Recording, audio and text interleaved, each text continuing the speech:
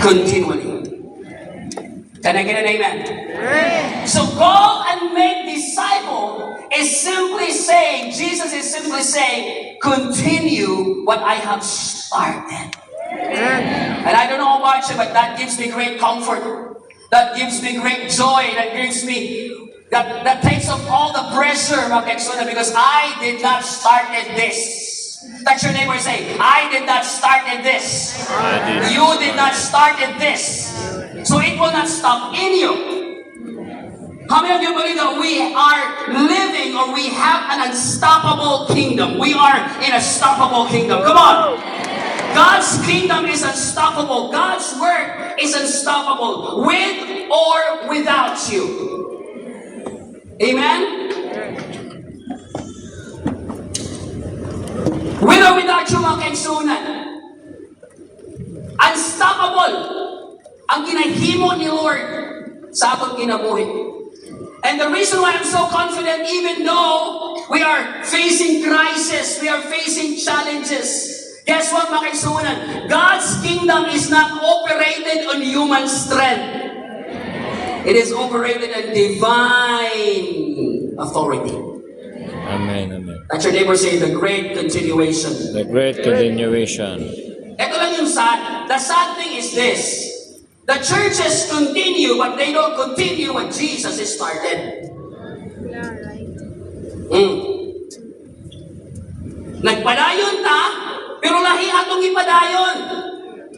We begin to continue our own agenda, our own schedules, our own strategy, but not Jesus.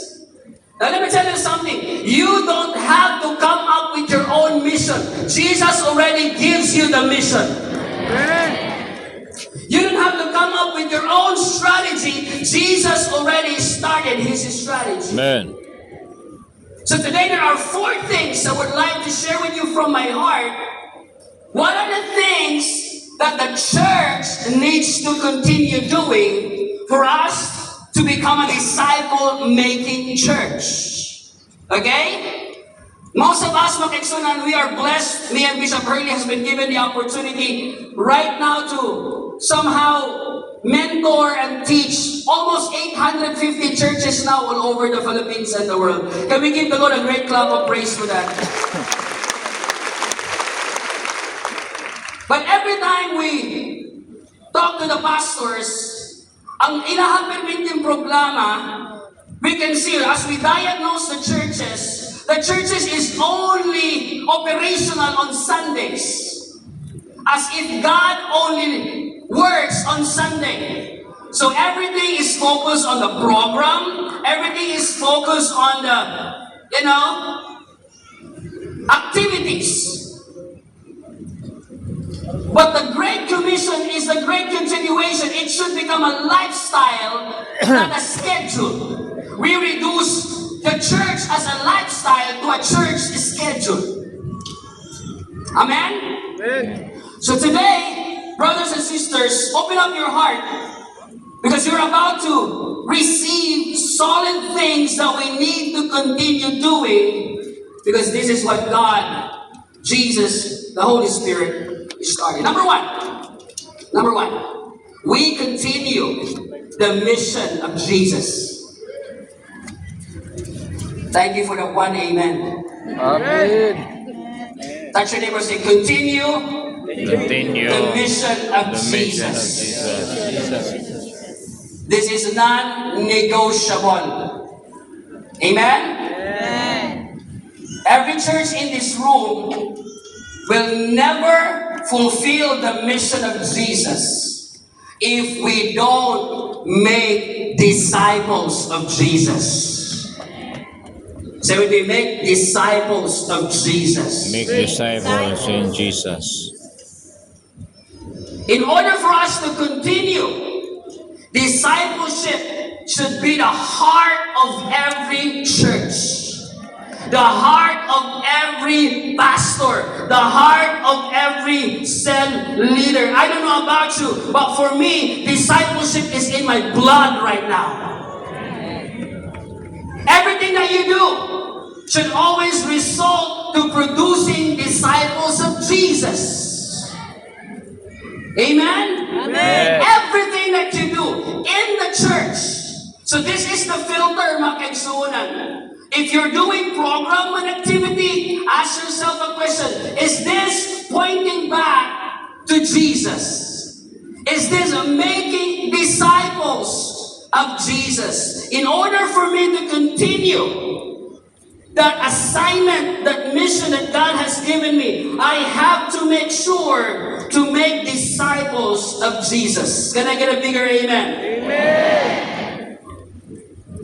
So don't just make disciples. Sabi nga ni Bishop Curly kanina, this is where stagnation and plateau will happen. The moment you just simply make disciples, but you don't see the end result. Kailangan ng mindset natin, I have to make disciples that makes disciple. Meaning to say, are my disciples are disciple-making disciples. That's how we continue the mission of Jesus. Pastor Joel, give us clarity on the mission of Jesus. Simple. What God anoints you to do, that is your mission. The Lord will never anoint you to something that He doesn't call you to do. And Jesus said, the Spirit of the Lord has anointed me to preach the gospel to the poor, to heal the brokenhearted, to set the captives free, to release the oppressed, to declare the Lord's favor. So kung asa ka gi-anoint ni Lord, dito pud ka gitawag ni Lord. Amen. Can I hear a bigger amen? Amen.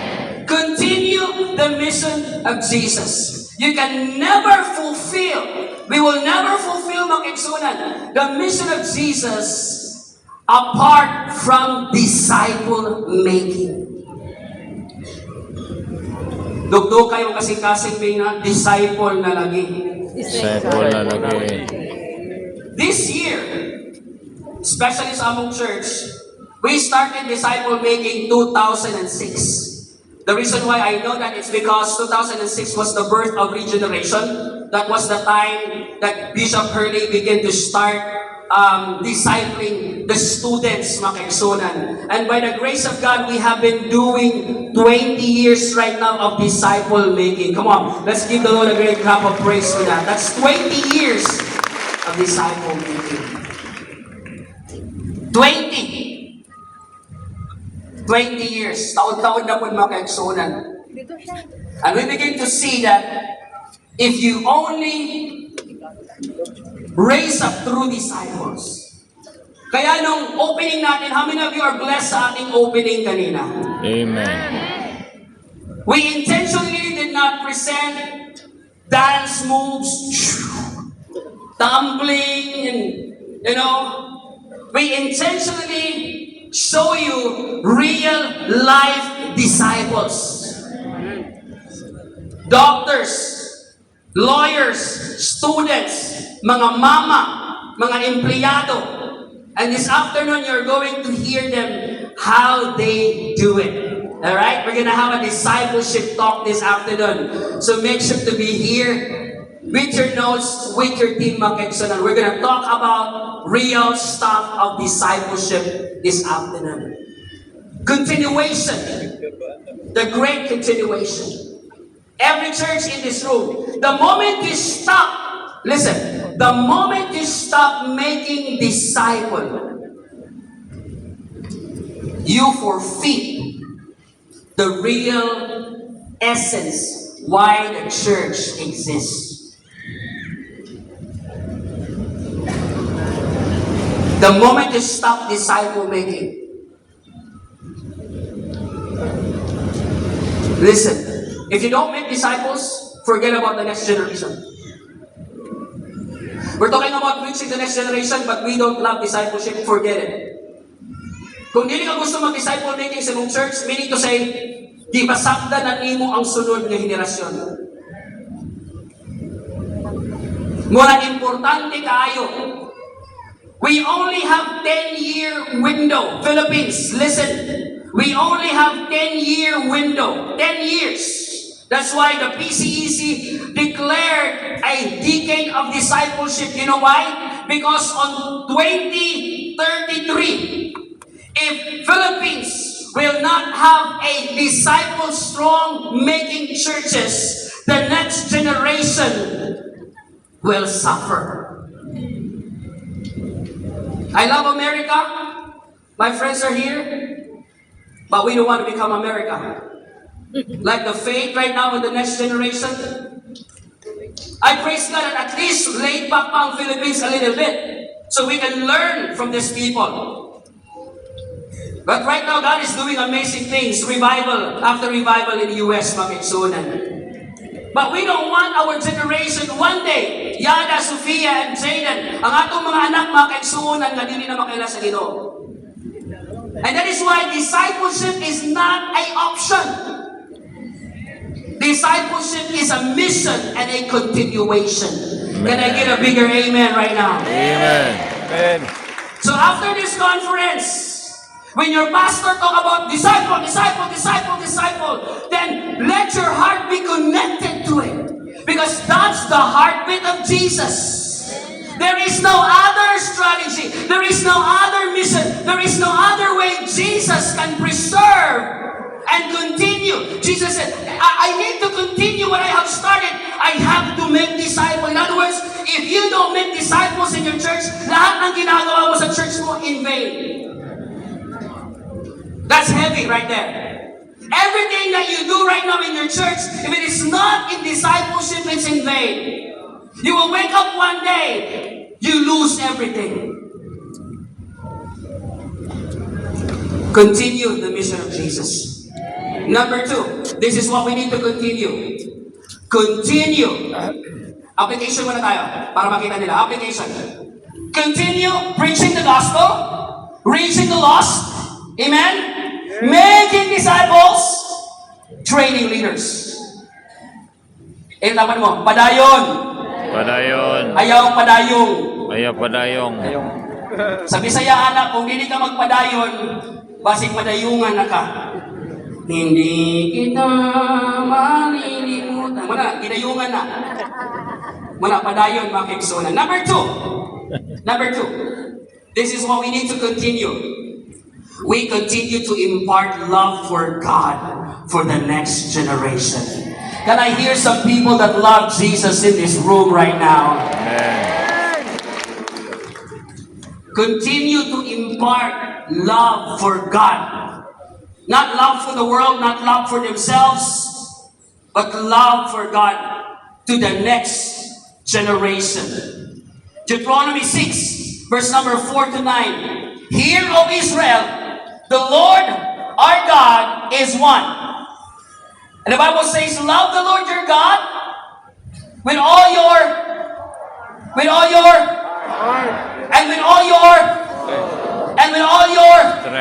strength. Love the Lord your God with all your heart, with all your soul, with all your strength. These commandments that I give you today are to be in your heart. Next verse. Impress them on your children.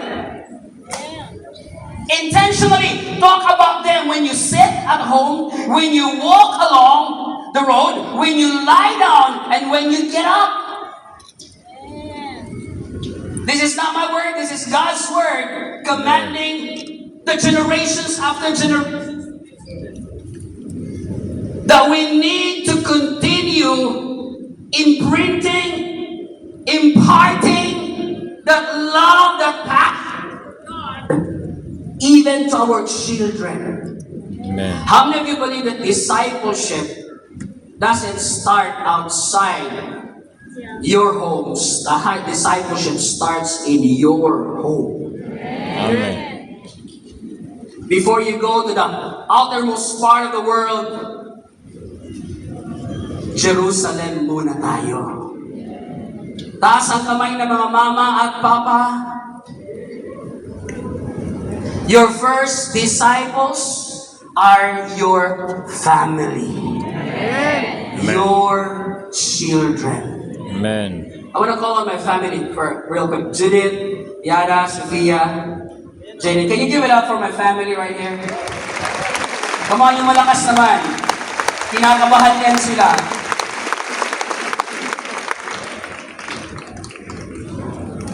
Thank you, Lord. Real quick, I just want them to share something. How it mean? What does it mean in their own words? In their own words, what does it mean to love the Lord your God with all your heart, with all your soul, and with all your strength? Now, I'm discipling them. Me and Judith, we're intentionally imprinting this into their heart. That they're going to grow with that love for Jesus. Amen? Amen. Judith, can you talk about this a little bit? Good morning, everyone. So good to be here.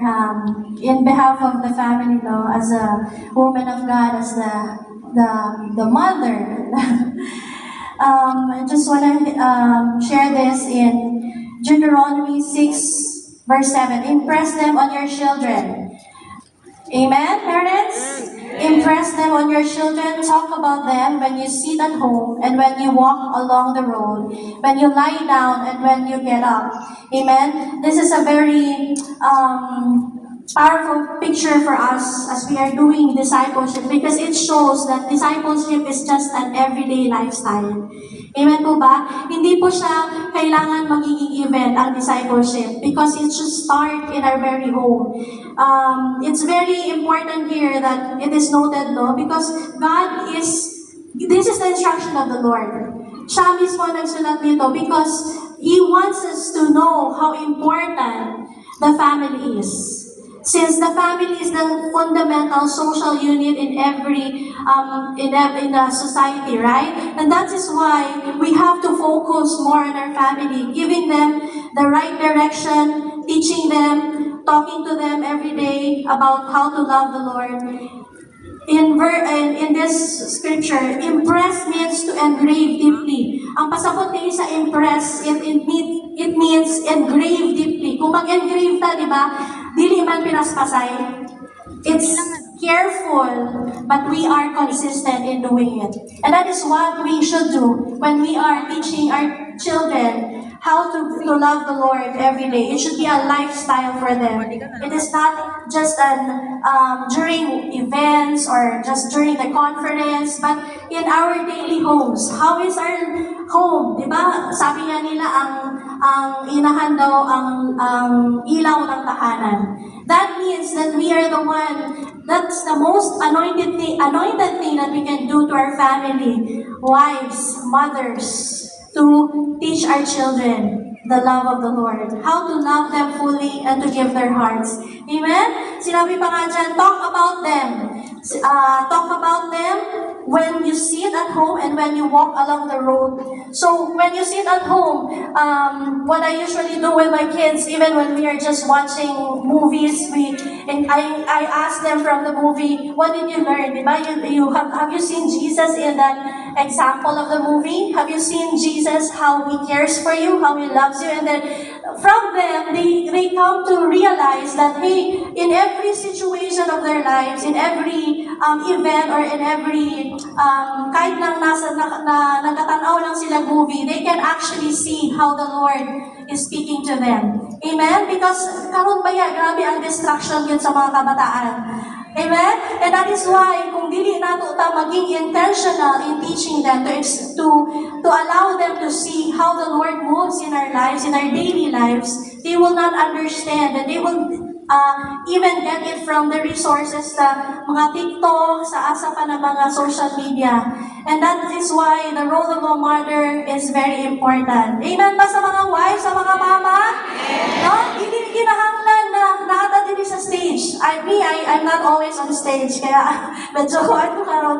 But I am behind the scenes, but in my family, in the daily lifestyle sa amo ang balay, makita gyud nila, I am modeling them how to do devotional. Pagbata sa buntag at sa, di ba no,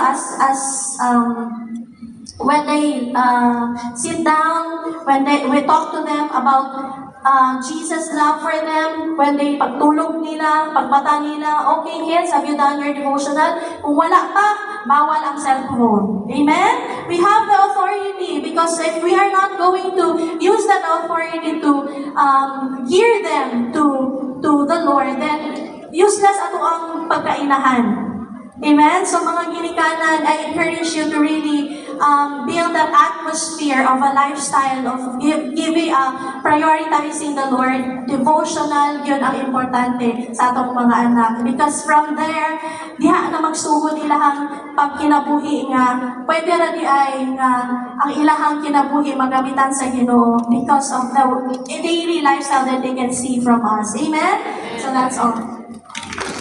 Can you give it up for the beautiful asawa, ni Pastor Joel? We'll let Jaden to share with us how to love the Lord your God with your heart. Alright? Hello everybody. My name is Jaden. I'm the first born of Pastor Joel. And oh my gosh, there's so many people. Okay, awat din na kay wala akong pastor. Pwede na kayo, no?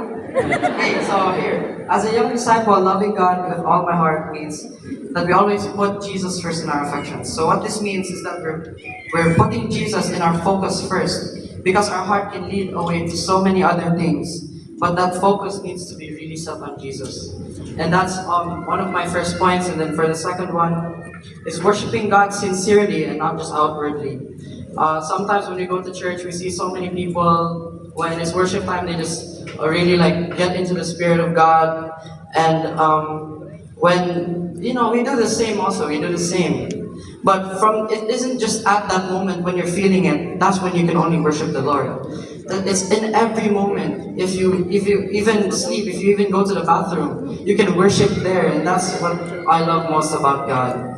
And for the third point is being honest with God in my private life. And for so many people, even me, God is the one I talk to about my private life, and really knowing that I have someone to talk to is like a really like big sigh of relief, you know, like because you really have someone to talk to you when you have any problem, and you go just like, God, I'm really facing this problem, and I need you to help me, God.